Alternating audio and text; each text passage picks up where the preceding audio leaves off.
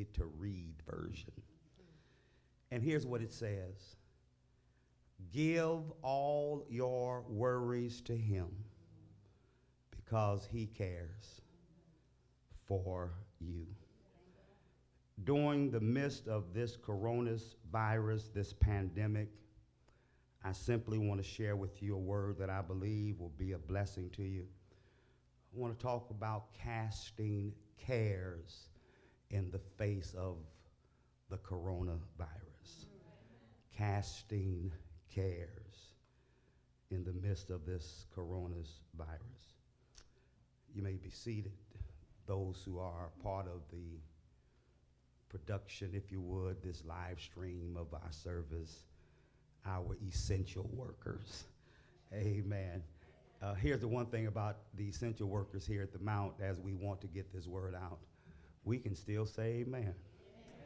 Amen. My brothers and my sisters, as I stand before you in the course of the verse that we read, I want us to know that nestled or tucked away or encouched within this one verse is what I believe to be the key to carefree living in the midst of this coronavirus. That's what we have, the key to carefree living. As you read through this epistle written by Paul, or Peter rather, you will discover something rather unique. The audience to whom he writes is an audience of believers who found themselves having to endure, in their case, persecution, not a pandemic, but a persecution. As you look at them, as you consider some background regarding them, these were people who were scattered. These were people who were afraid. These are people who were scared. They're people, they were, who were suffering. That's the audience to whom Peter addresses. What's interesting to me is that if there could be anybody who could speak to this audience, it would certainly be the Apostle Peter. The reason being is that Peter, when you follow some of his life history, you will discover in several passages in the New Testament, one in particular, Matthew chapter 8, verse 14, it was there that there was a health issue with his mother-in-law.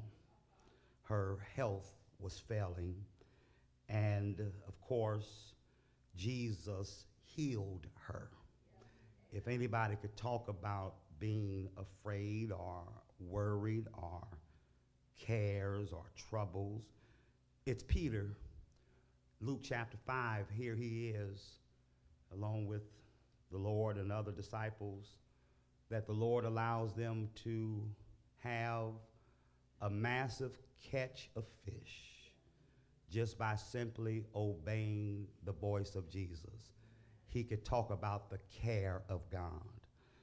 Peter, you know, in the 14th chapter of Matthew, if anybody could be the spokesman who could talk about the care of God, Peter could. There he was, along with the disciples, in the middle of the Sea of Galilee, too far from where they had come from, not quite yet where they were going.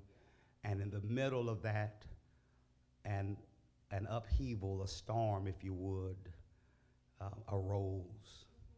Jesus walking on the water, they presumed that it was a ghost. Peter says, Lord, if it be you, command me to come to you on the water. And y'all know the story. Jesus says, come. He gets out the boat, sets his eyes on Jesus, begins to walk.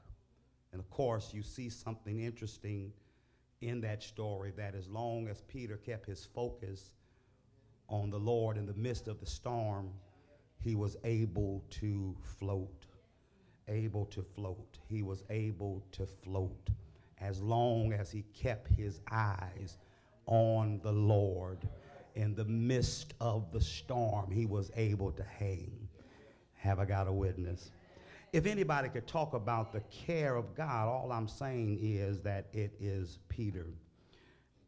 And so Peter, my brothers and sisters, by way of live stream audience, opens this chapter 5 of 1 Peter, by giving us a bit of his own background as both a pastor and a shepherd. In verse 1, as a matter of fact, he points out what I want to call the position that he had, and that is, he says, who am also an elder. We can't help but to notice the proclamation that he heralds. He's a witness of the suffering, and of course, he's an eyewitness, a hands-on witness, and he heralds the message of the kingdom. In the context of chapter 5 of 1 Peter, in the context, there's several issues, several imperatives that Peter lifts before both the clergy and the congregation. His word to the clergy is found in the second verse of this 5th chapter of 1 Peter. Here's the word to the clergy: feed the flock of God. His word to the clergy is take the oversight thereof. His word to the clergy is that you do these two things: feed the flock of God and take the oversight thereof. But you got to watch your motive, not by constraint, not because you have to, but because you want to. I'm here this morning live in the sanctuary at Mount Zion on this 22nd day of March because I'm compelled to be here. I'm compelled to get this word out. And I'm not sure how many times we'll get a chance to do it this way, but I'm willing to be daring for the Lord because of the fact that I am compelled by the very God who called me. Can I get one witness? But then he also says, watch your motives to the clergy. He says, make sure you feed the flock, that you take the oversight thereof, that you do it not by constraint, not because you're forced to do it, not because you have to, but because you want to. You are compelled. You can't help it. It's a duty that's on your heart. But he says, watch your motivation. Don't let it be money, not for filthy lucre. Can I get a witness? And then not for control. So this is his word to the clergy. But then you hear his word to the congregation. His word to the congregation is rather clear. It's a clear word, and I want to give it to you by using the word be, B-E, be. To the congregation, there are 3 B's that you must be's. Yeah, 3 B's that you must be's. The first one is you got to be compliant. In verse 5, he says, likewise, ye younger, submit yourselves unto the elders. Yea, all of you be subjected to one another and be clothed with humility. For God resisteth the proud and gives grace to the humble. You ought to be compliant. But then he says you ought to be, now this might sound like a strange point or sub-point, but it is to be condescending. And what we mean by that is that you and I ought to exercise a sense of humility, that it not be about you, but that it be about others, because the Bible says, Peter writes, humble yourself, therefore, under the mighty hand of God, that he might exalt you in due time. Be condescending, be humble. But here's what I wanted to get to in the message from the verse that we read. It's this third B that you ought to be.